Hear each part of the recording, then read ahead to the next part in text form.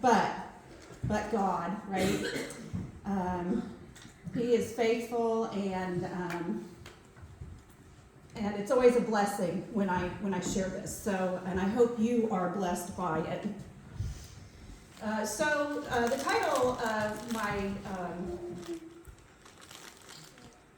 presentation or my testimony is God Speaks, and that will become evident as the story goes. We met for the second time in August of 1993 at Northwest Missouri State University. We were both planning to be ag teachers. By June of 1994, we were getting married, which was big news in the state of Missouri because ag teachers were usually men. And so 2 ag teachers getting married was kind of an unusual thing. But we married, we moved to Iowa, we started our family, and then 8 years later, 4 kids later, we were really enjoying our life in that small community. And we would go for walks as a family every night. The 2 older kids would ride their bicycles, and I'd push the little ones in the stroller, and we'd always talk. Nothing was taboo. We'd talk about the weather, we'd talk about our future together, we'd talk about our past and how we met and how funny that was. And we enjoyed each other and our family and what God was doing in our family. But then one night we were walking. The kids were riding their bikes ahead, and I was pushing the stroller. And Donald was unusually quiet that night. And I asked him, "Why are you so quiet?" And he said, "Well, I think God's mad at me." And being a wife, I thought, well, if God is mad at you, I should probably be mad too, right? So I looked at him and like, "What did you do?" And he said, "Well, no, it's not what I did, it's what I haven't done." Well, good gravy. This is pretty vague. So I had to ask, "What have you not done?" And he said, "I feel God is calling me to go to seminary." And I have put it off because I said, "God, I need to pay off debt first. I want to save some money." And I figured in my mind it would be 4 or 5 years down the road before we did that. But he's blessed me in my job. And so now, a year and a half later, this calling is one I cannot deny. I feel like I need to go to seminary to train to become a pastor. Now, I was not surprised by this calling. God was very active in his life at that time. And we knew that we would be going, and pretty quickly. Our church family was not surprised either, and on August 1st of 2002, with 4 kids in tow, we made the move to Midwestern Baptist Theological Seminary in Kansas City, Missouri. Now, we planned to find jobs really quickly when we got there, but God had other plans for us. He had plans to teach us how to rely on him in everything, our savings, the seminary experience, everything. And we had many opportunities that first semester to grow. I was very grateful for the opportunity to come when Dr. Whitney came and shared a few weeks ago. And this is Donald's spiritual journal. And in it, he talks about that first semester of seminary and how he grew and how God showed him how to begin relying on him.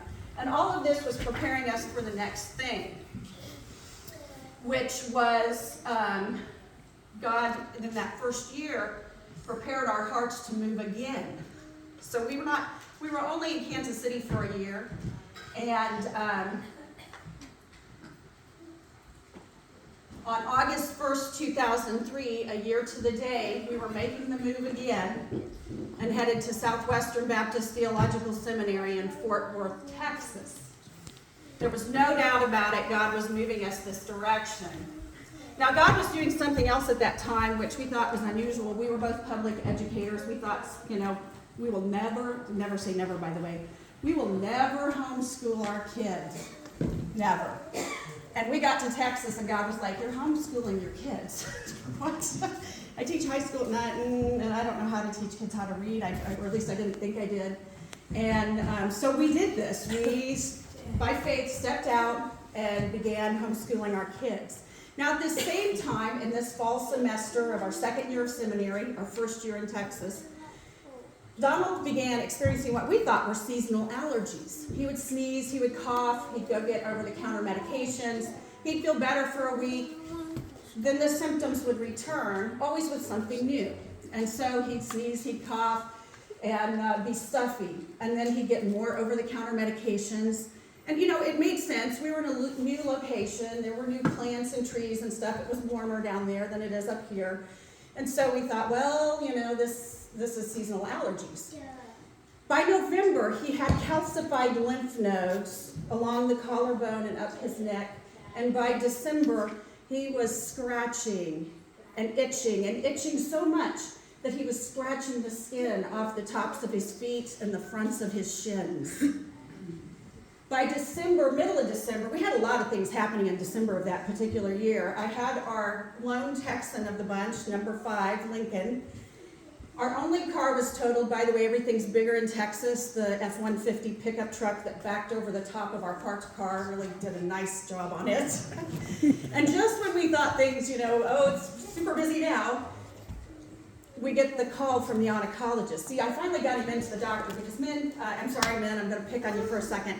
They're not exactly fantastic about going and being seen and telling all the symptoms. And so when I went in with him, with the kids, and I said, hey, this also is happening. Show your feet, take your socks off, you know, this kind of thing. We'll get that biopsy. They did the biopsy. And when the oncologist called to speak with me, he said, I just want to speak with you at first, Mrs. Moore. This is a good kind of cancer to have. If I could pick a cancer, I'd pick Hodgkin's lymphoma with an 80% cure rate. And I thought to myself, well, good, why don't you pick it then? Because I don't choose this. I don't pick this. I don't want this. So, we went on to the oncologist, and at our first appointment, it was amazing. Of course, our kids were with us. We were homeschooling. And so here we come trotting in 3, you know, primary elementary age kids and 2 in diapers. And the oncologist looks at me and she says, you have to make sure these kids hit the showers when they get home, put on clean clothes, because they're going to pick up all kinds of bugs at school. And they're going to make your husband sick. And his immune system, Hodgkin's lymphoma, hits the immune system. And he's going to have a suppressed immune system, not only from the cancer, but also from the treatments. So you've got to make sure those kids get cleaned up. Guys, God had gone before us and prepared a way, and we obeyed. We knew at that moment, homeschooling is a good thing, you know? We listened to God, even when it didn't make sense, even when we didn't understand, even when I felt ill-equipped, we stepped out in faith, and I trusted God, and we started homeschooling our kids. And what an amazing blessing that was to tell that doctor, I don't have to worry about that. We're homeschooling. God told us, and we did. So we had 10 months of treatment, 10 months from January to October. Donald was a full-time student during that time. He was taking seminary classes that included both Greek and Hebrew languages. He was very gifted with that. He had chemotherapy, radiation. He had all the blood work and appointments and hospital stays that you would imagine with this kind of diagnosis. And he worked part-time from the seminary. And the people told him he was a model patient. In October 2004, doctors declared Donald cancer-free, and we were super excited. We praised God. We thanked him. We said, yay! We knew he would be healed. Thank you, Jesus. I still remember the first time I heard this song when it came on the radio. Tim McGraw debuted it in October of 2004. I loved it, and I always turned it up. He said I was in my early 40s with a lot of life before me, and a moment came and stopped me on a dime. I spent most of the next days looking at the x-rays, talking about the options, and talking about sweet time. I asked him when it sank in that this might really be the real end. How's it when you get that kind of news? Man, what you do? And he said, I went skydiving, I went Rocky Mountain climbing, I went 2.7 seconds on a bull named Blue Manchu, and I loved deeper, and I spoke sweeter, and I gave forgiveness I've been denying. And he said, someday I hope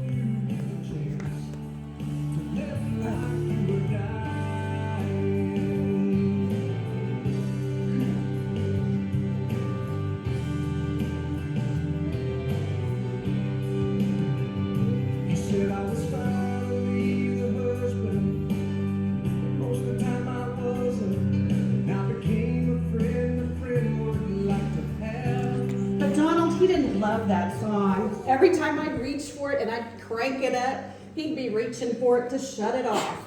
He had just lived this, and he did not want to enjoy the song with me. But I said, man, this has just been what we've been through. This is awesome. I love this song. Even though you're not quite 40, maybe that was the part that bothered him. I don't know. But I thought it was amazing. And the neat thing that I saw in him during this time, right after the cancer, and you're cancer-free, was this. He shifted just a little in the way he lived his life. It was like he was living this song. He took more time with us. We were more precious to him. He set aside his studies. He didn't spend as much time in the Bible and the books and all the things that he'd been gleaning through in seminary. He still stayed in the Bible, of course, but he wasn't doing it for the academic reasons. He was doing it for the spiritual reasons, and he was doing it for the relational reasons of spending time with Christ and spending time with his family, and it was amazing. And we enjoyed one another, and of course we could, because we had our kids at home with us, and we could go and just do things, and it was wonderful. But what I didn't know until a couple of years later, in August of 2006 at a graveside service, his brother and friend from seminary, Brian Wilkie, told me, Julia, you played that song for Donald's funeral. He hated that song, and I said, I know. I loved it. And he said, yeah, but did you know that God was dealing with his heart at that very time? Did you know that God was telling him, Donald, live like you're dying? Live like you're dying? That's probably why he didn't like that song. He didn't have to like the song, but he did take the message that God gave him to heart.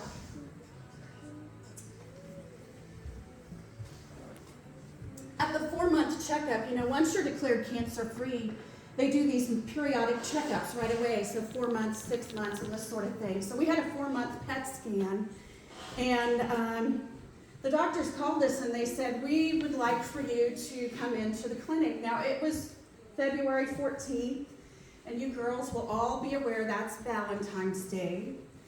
I had made plans for a first cancer-free Valentine's Day. I was super excited. And we got babysitters with an S, because 5 kids. Babysitters lined up for the evening, and I called them and I said, hey, can you come earlier, because we need to be, we have to go to the clinic, which was kind of weird. We thought, why do we have to go to the clinic? And so we went to the clinic, and I remember sitting there in the exam room waiting for the doctor, and there was a lot of silence filling the room, and we just kind of sat there and stewed in the silence and just waited. And as I was sitting there, I had a yellow legal pad, and I was doodling and kind of drawing, because I thought, what am I going to ask? Hopefully, hey, it's all good, go home. But we didn't know, so anxiety and tension were kind of building between us. And all of a sudden, out in the hallway, we overheard, so the door's shut, but we overheard our doctor, who was apparently on the phone. Hello? Yes, I have a 39-year-old male with recurrent Hodgkin's, and then we heard a door shut, and we didn't hear anything else. You know how when you love someone and you know them so well that when you look them in the eye, you can communicate, and there can be a whole world of communication going on between you without any words being spoken. And that is exactly what happened that day. We looked at each other and our hearts sank, and we just hoped that somebody else had a birthday and also had Hodgkin's. We just hoped it was someone else. And so we sat there. I continued to doodle on this yellow legal pad, and we waited. And then we heard that little knock right at the door. And then I heard this. Our doctor said, I need a witness in here. And again, we looked at each other, and it was like, what do you need a witness for? She came into the room, a nurse followed her. Our doctor flipped through the chart, flip. She came over to his bed, where the exam table, where he was sitting. She tossed that chart up onto the table behind him. She crossed her arms. She sat down on that little swivel stool and backed up to the wall next to the nurse. and she said these words: I make mistakes, you make mistakes, we all make mistakes, and a mistake has been made. When we told you in October that you were cancer-free, we were wrong. And your cancer has had 4 months of unchecked growth. When I heard this news, I took my heart and my emotions, because they were starting to roll up inside of me. And I thought, I gotta chuck this over my shoulder and not deal with it, because he needs me mentally right here present so I can think. So I chucked my emotions over my shoulder for the moment, and I started writing down notes on that yellow legal pad. And my notes looked something like this: 50-50 survival rate. And I thought, is that what we're looking at now? Just survival, not a cure? Bone marrow transplant. MD Anderson Cancer Center. Best doctors in the world. Salvage chemotherapy won't be a walk in the park. Disability, and cut back on classes or leave seminary. But I have to tell you, we knew that last part wasn't going to happen. God called us to go to seminary. We knew we were purposed to be there. It was God's plan, and we were staying, and we did.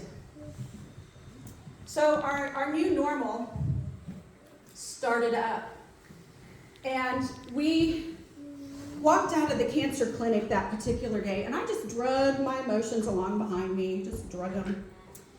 And he must have been dragging his emotions behind him too, because when we got to the van, he got into the front driver's seat and unlocked the van door for me. And when I opened my door, I saw him take his fist and once forcefully pound the dash. Once. And at that moment, I knew his emotions had caught up with him, and mine caught up with me, because my heart lodged in my throat and I choked up.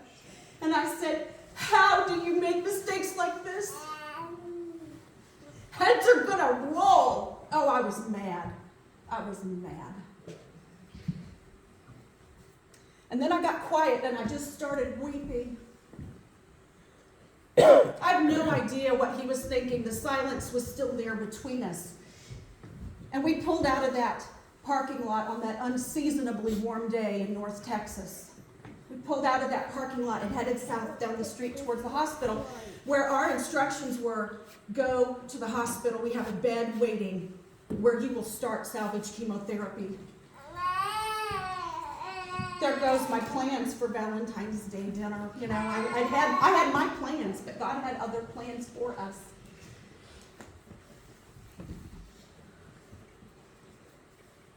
As we pulled onto that street, God spoke to me again, very directly to my heart, and he said, Julia, you did not know about this. Donald did not know about this. The doctors did not know about this, but I have known all along. Now let me tell you, that was a tough thing for me to swallow, because I knew God was absolutely right. He knew all along. And this moved that cancer from what I thought was his permissive will, where he was just allowing a bad thing to happen to us, into his active will. Isaiah 14:24 says, the Lord of hosts has sworn, saying, surely just as I have intended, so it has happened, and just as I have planned it, so it will stand. I was learning to walk the tightrope of God's sovereignty with faith and hope as my balancing bar. I struggled with it, guys. I have to tell you, I struggled with this. My anger toggled between the doctors and God.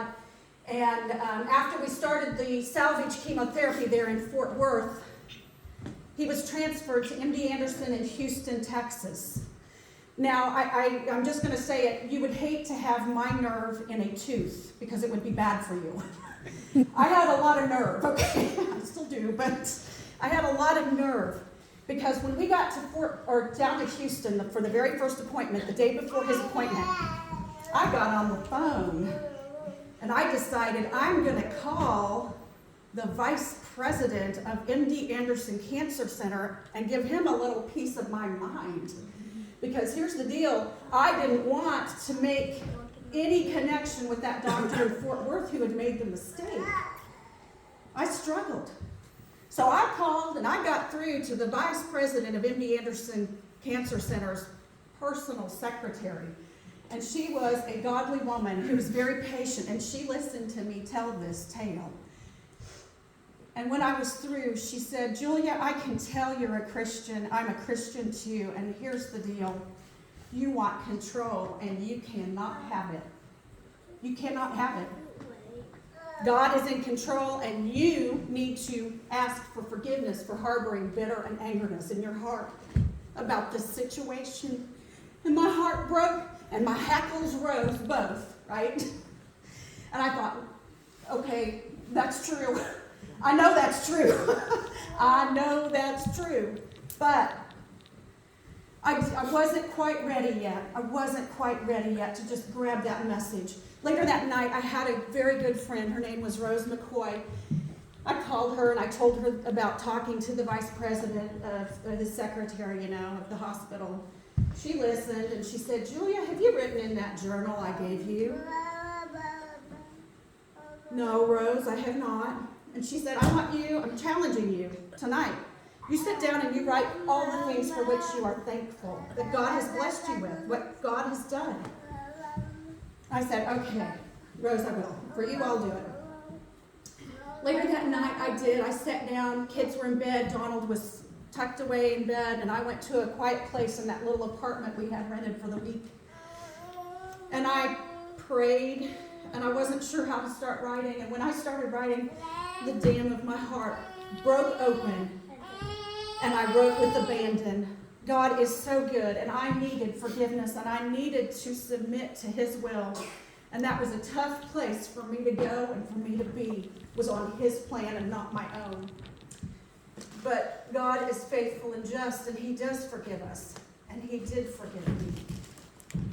And so began this awkward back and forth thing that happened with us. We would go to Houston for a week or two, then we'd be back in Fort Worth. He did cut back on classes. He did have to go on disability.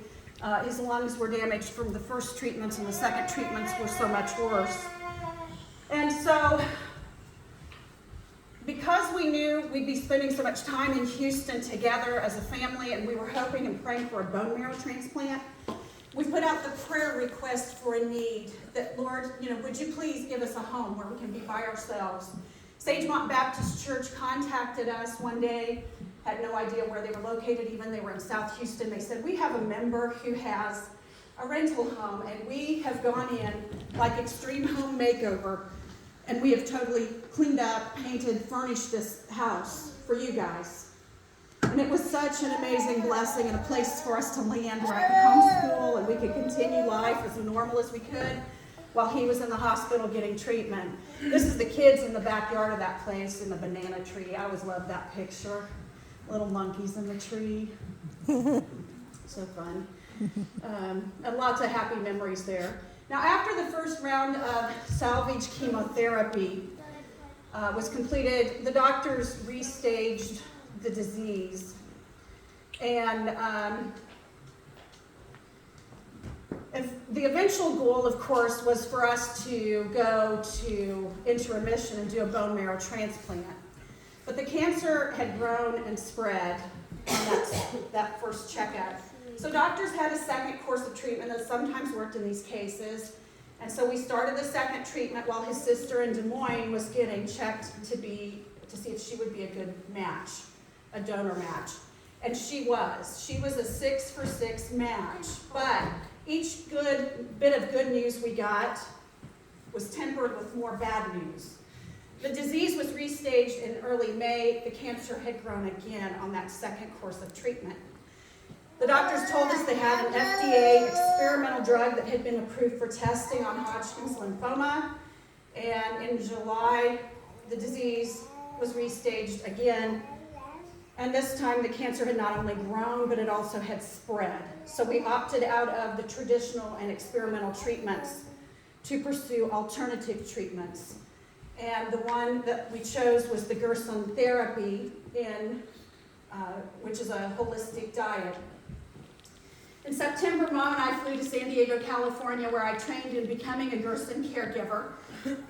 That required of me I had to make 5 organic coffee enemas a day, 14 green and carrot juices, all organic, a day, vitamin B12 shots, and many, many supplements. It was costing us well over $100 every 2 days to go to the grocery store. But again, God provided, and we always had what we needed. I was homeschooling 3 elementary-aged children. I had 2 in diapers, 1 sick husband, and I was taking seminary classes myself. But the calling never changed to be there. We stayed. Sometimes well-meaning Christians, you'll hear them saying this, God can never give us more than we can handle. God will never give us more than we can handle. But I'm here to tell you, God will give you more than you can handle. And I want you to think about that. If God never gives me more than I can handle, and here's what I would hear people say, gee, Julia, you sure can handle a lot. Who's it about? It's about what I can do. It isn't about me, guys. It's about God and what He can do. And I wasn't doing anything. God was doing a whole lot through a whole lot of believers. God was working through His church, and that's His plan. He works through you people. He works through churches throughout our country. You are the ones that do the work. You are the ones who are obeying and following His leading and calling. God does allow more than we can handle in life so He can work through the body of believers in the church to accomplish His good and pleasing will, and all the glory goes to God. Amen. Early in our cancer journey, my good friend Rose would ask me if I needed help.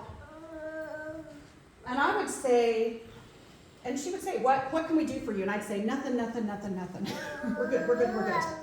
Right? No. And she stopped me one day, and this was like a sucker punch to the gut. She stopped me. She said, Julia, don't rob others of the benefit and blessing that God intends for them by serving you. Don't rob others of the blessing that God intends for them by not allowing them to serve you. She was absolutely right, and I came to realize that was a matter of sin in my life. It was selfishness and pride that I thought we could handle it. And that was such a great word from her to us. In early December 2005, the calling was complete. Donald graduated from seminary amid a standing ovation. And all the glory went to God for completing that calling. He received his Master of Divinity degree with biblical language. And then when we finished, we wondered, okay, God, what do you want to do with us now? We went back to Missouri for Christmas that year, and after Christmas, Donald was suffering more and more from back pain and vision impairment. Remember, it had been July, and this was December, into December. He didn't know. We'd not restaged it. When we returned to Texas, we had no clear idea of where God wanted us to be, so we stayed put and we waited and prayed. In the meantime, Donald returned to the cancer clinic, and they were very surprised to see him walk in and getting along so well. After running more tests, they brought us back in and they said, they started talking about this word palliative care. I thought, you know, I'd learned everything about it up till that point, and I just kind of put the blinders on with that word. I thought, I don't want to know that word. But it became evident as the conversation continued, and finally, Donald asked the question that had been playing on the fringes of my mind, how long?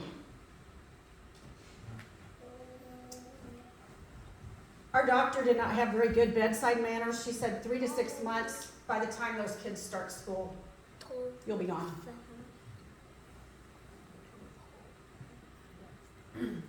When asked if he wanted to be on antidepressants, I still remember this. Donald's like, it's a win-win situation. If I live, I stay here with my wife and kids, and I get to serve the Lord I love.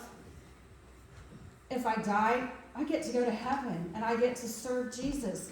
And I always thought he'd sing on key for the first time, but that's just an aside. That was a personal joke between us. He did not sing. So.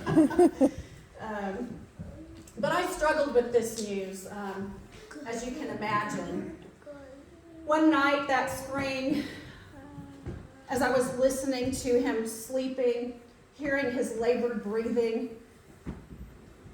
I started weeping. I just laid there and I wept. And you know how the tears will just come down the sides of your cheek as you're crying. And it was wetting my hair, it was wetting the pillow, and I started crying. I thought, oh, I've got to get out of here. I'm going to wake him up, and I don't want to wake him up. So I took my little cell phone. It was a flip phone at that time. And there was nothing fancy about it. It was just a call and basic text.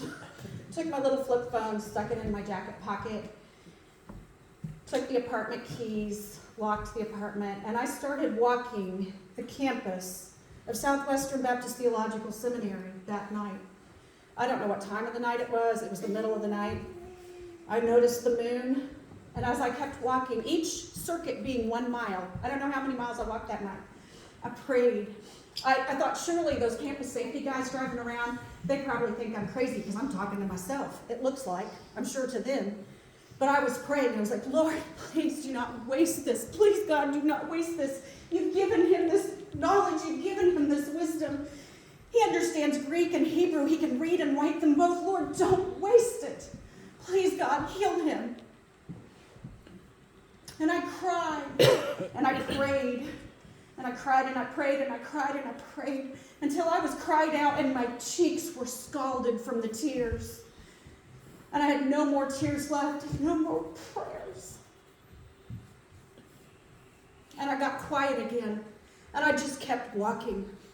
And I walked, and the moon just kept coming up over the buildings and the trees, and that cool Texas air that felt so good on my face. I still remember where I was. I was on the east side of the seminary campus by the library when God spoke again. Julia, I am not going to waste this, but you might. I thought, God, help me not to waste it. And I began crying and praying again, thanking God for that word. Help me not to waste it. I already have. Help me to be faithful, be useful. Lord, consume us in this journey, whatever it looks like. 2 things happened at the end of April that particular year in 2006. Our next door neighbors came over to us and they said, hey, we're going to help you move. We're going to get a big tractor trailer because you've got a lot of books and a lot of stuff. And we're going to get a big tractor trailer. We're taking care of it. When God moves and when you're ready to move, we'll do it. We've got a team ready. Mom called one Sunday afternoon after church, and she said, hey, guess what? And this was just within hours. Guess what? Paul and Nikki Tracy have bought a house and a farm down by Denver, Missouri. And the house is empty, and they're willing for you guys to come back and live there. Okay, we have a plan. We know how God's moving. So at the end of May, we made our way back to Missouri. It took 4 men in Texas, 4 Texans, to load that big honking grill and smoker. And I want you to count, there's 5 Missourians and a tractor to get it unloaded. I always get kind of tickled with that picture. I did share that with Gary. He thought that was funny. So we enjoyed our final months together at that house in Denver. We did a lot of things. My birthday came and went. We celebrated the 4th of July at Allendale that year. And then on August 14th at the hospital in St. Joe, Donald passed away from this life to the next. But I have to tell you, the most incredible moment of that marriage happened moments after his death. You see, I stayed by his side and watched him as he was birthed from this life into heaven. I saw him labor in his breathing as he passed away. And I thought, I'm not leaving your side. You were here for all 5 of our kids, even that great big Texan. You were here when they were all born. I'm staying with you while you're being birthed into heaven. But then, after he passed away and the nurses came in, and they did the whole, checking the time business that they do in those situations, I thought, man, I have got to go to the bathroom. 5 kids, my bladder's not the same. You moms, you get it. So I thought, I have really got to go. And so I made my way out into the hallway, and there was a circle of family and friends, and they're all hugging me. I'm so sorry, I'm so sorry. And after this wonderful, thing has happened, this beautiful thing of him passing away and no more suffering, thinking, I'm suffering, guys. I got to go to the bathroom. Okay. God, I'm in a physical need right now that I've got to take care of. And so I stepped away from that circle of friends and family, and I got to the outer edge of that circle, and I had my foot in the air. It was a moment. It was a heartbeat. It was a split second even. Half of me was gone. The scripture tells us that the two become one flesh. I had no idea how our souls knit together in marriage until that moment when half of him, that half of him that was knit to me, was gone. And in that opening, that cavity, that void that would have been so raw and tender in that very moment, the Holy Spirit, Isaiah talks about this, the Holy Spirit came in and bound me up and filled me with his presence and his peace and his joy. My foot had not hit the floor. And at that same instant, when all of this very real physical thing in my spirit was happening, I heard God speak again. The marriage covenant is complete. My foot hit the floor, and I was stunned. The marriage covenant is complete. And as I walked onto the bathroom, I thought, oh my goodness, God's in heaven, and he sees Donald, and he's saying, well done, good and faithful servant. But God didn't forget me in that moment when I lost my beloved. And he said, the marriage covenant is complete. Julia, you did your part. For better or for worse, for sicker or for poorer. In sickness and health, for richer or for poorer. Better or worse, right? All of those. Until death do you part. The marriage covenant is complete.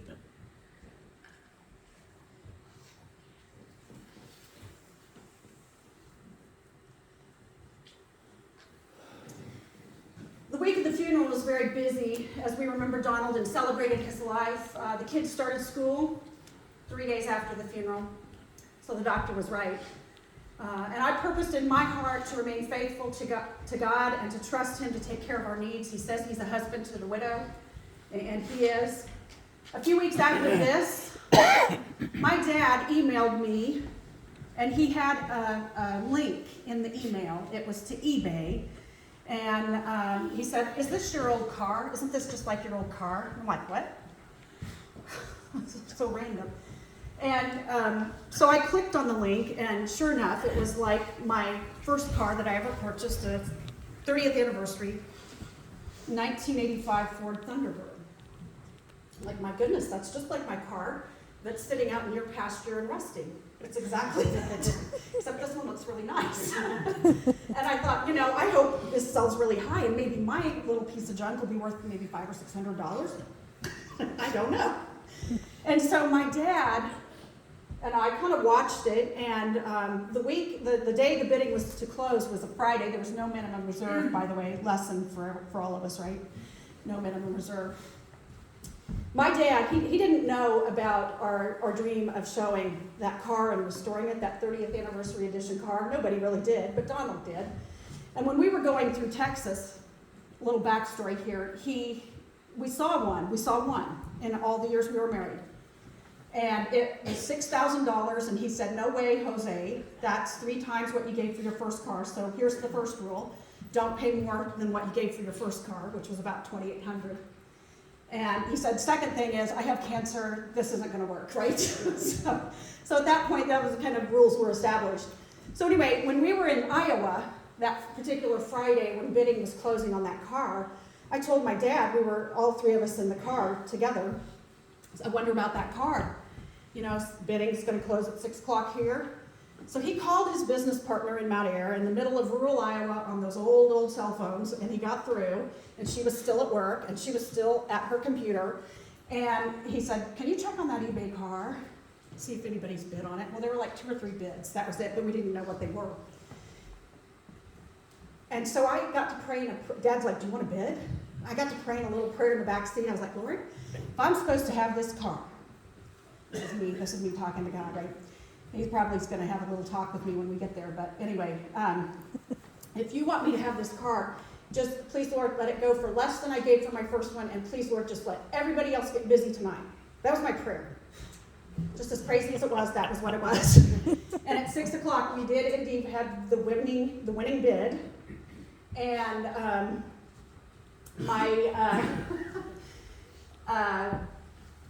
it did bring less than what I paid for my first car. So I was like praising God, I'm like, wow, you know.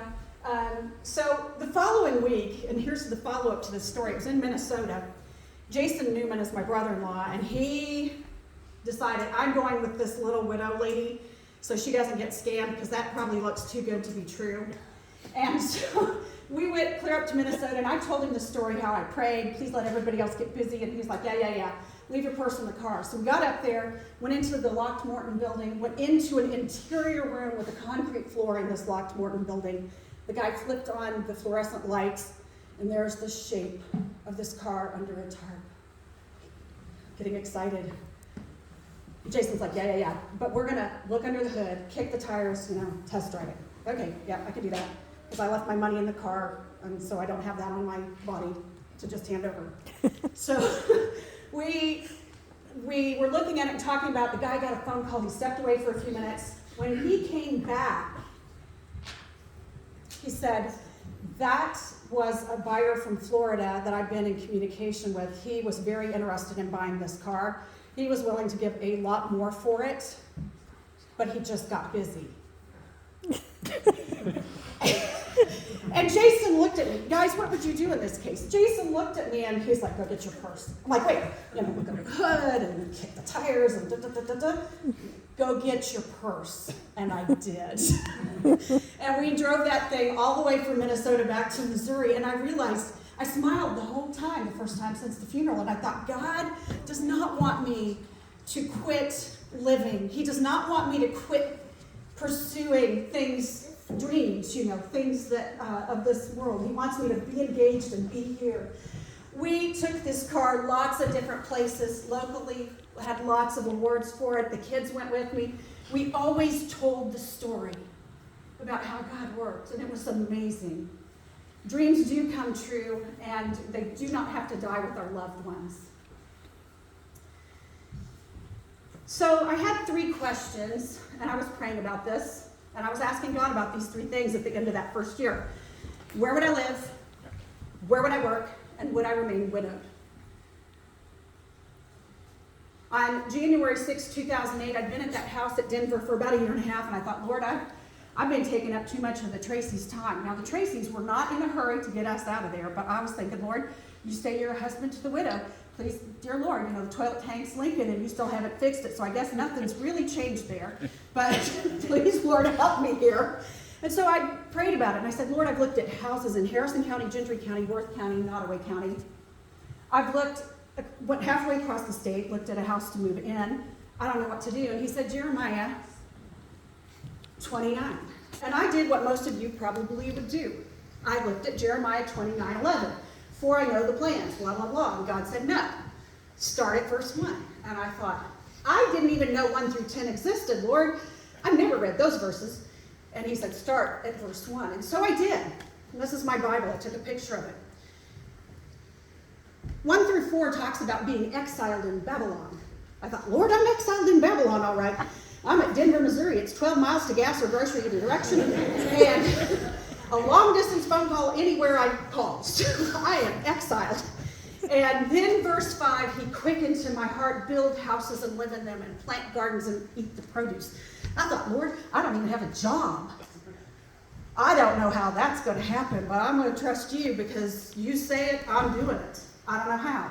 About 3 weeks later, I got a call from Lieutenant Charles McCrary from the Missouri State Highway Patrol, and he said, Julia, I want to meet with you and your parents. And I thought, uh-oh.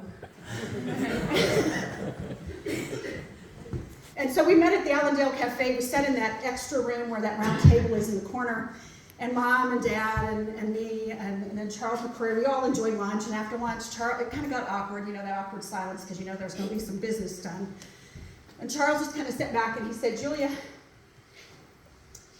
I have been praying about this, that God will not let me let this go.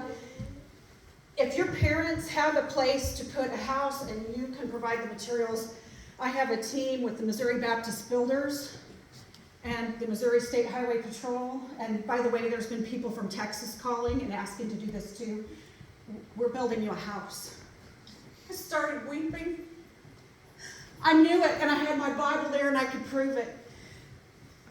Look, Charles, January 6, 2008, I knew God had quickened that to my heart. That Bible, by the way, is falling apart, so I hope you all have Bibles falling apart. So, we broke ground in May of that year. The kids got involved. Here they are helping under the footing with the plumbing, getting the plumbing dug in. And the new home started going up. 3 different weeks, countless hours, numbers and numbers of people from all around the area helped.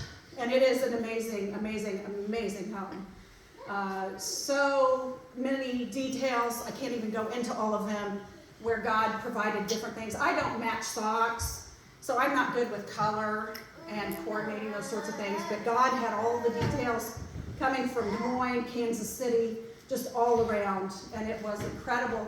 And the news of that home started spreading, and then I started getting newspaper clippings from different people around the country. Hey, Julie, I see this is you. Because we'd been at seminary, and God sent all those people out from seminary. You see, he didn't waste it. The people around us had been watching us the whole time. He didn't waste it.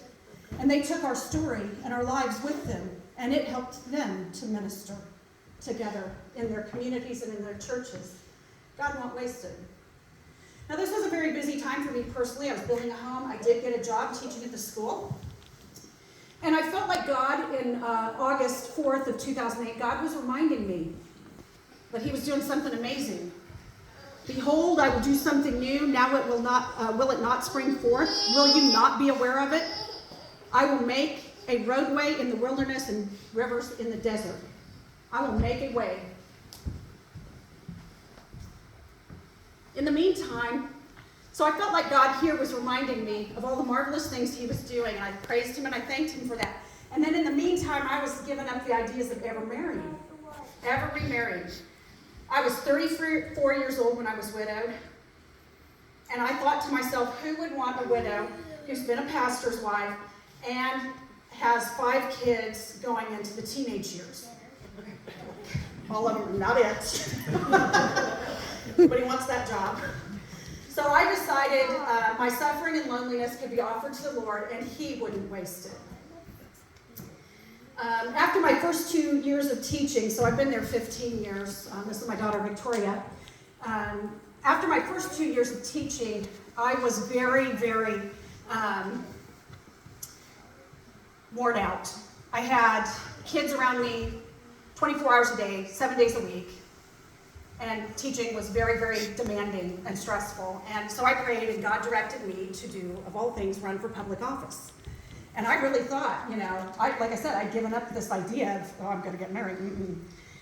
And so I ran for public office thinking I would be elected to this job because it paid more, it was less stressful.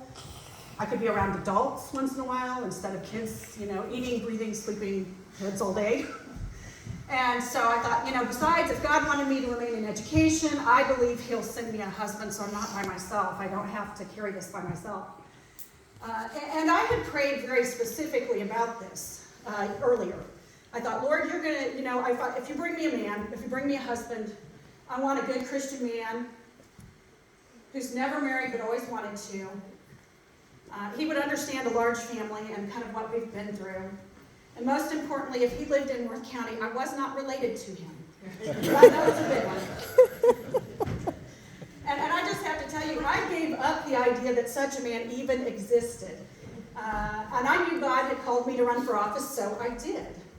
I canvassed the county twice that election season, and both times I caught him at home when the other candidates had stopped and missed him. And he told me this: well, so-and-so stopped and left their stuff, but you're the only one that's caught me at home.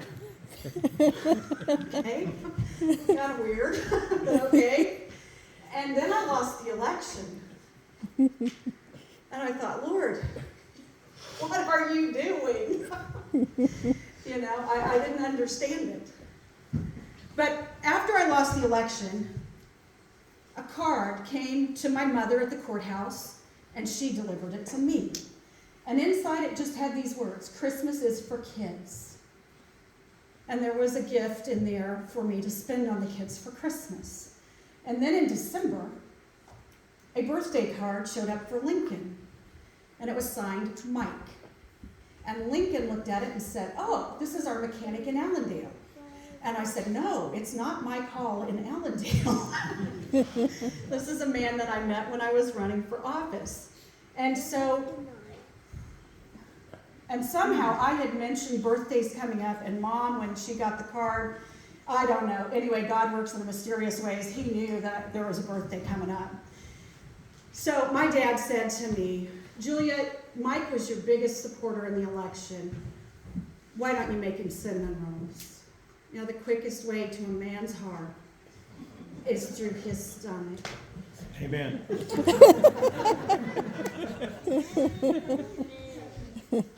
So on Valentine's Day of 2011, I had a young man spring up the steps to my front door, knock on it. He had a dozen long stem red roses. Valentine's Day. Valentine's Day, the day we got the bad news. Our God is a redeemer. The day I thought was always going to be tainted with, I make mistakes, you make mistakes, we all make mistakes. This man shows up on my doorstep, not expecting anything. He had a friendly, not a romantic, a friendly Valentine's Day card, a dozen long stem red roses, candy weighted balloons for the kids, and the biggest box of chocolates I have ever seen in my life. He asked if he could call on me again in mid to late March whenever he was finished calving, and I said yes. God is in the details. I prayed for 3 things. He was one of 7 kids. He understood a large family. When his dad got cancer, he stayed and helped take care of the farm. And when his dad passed away from the cancer, he stayed and he helped his mother.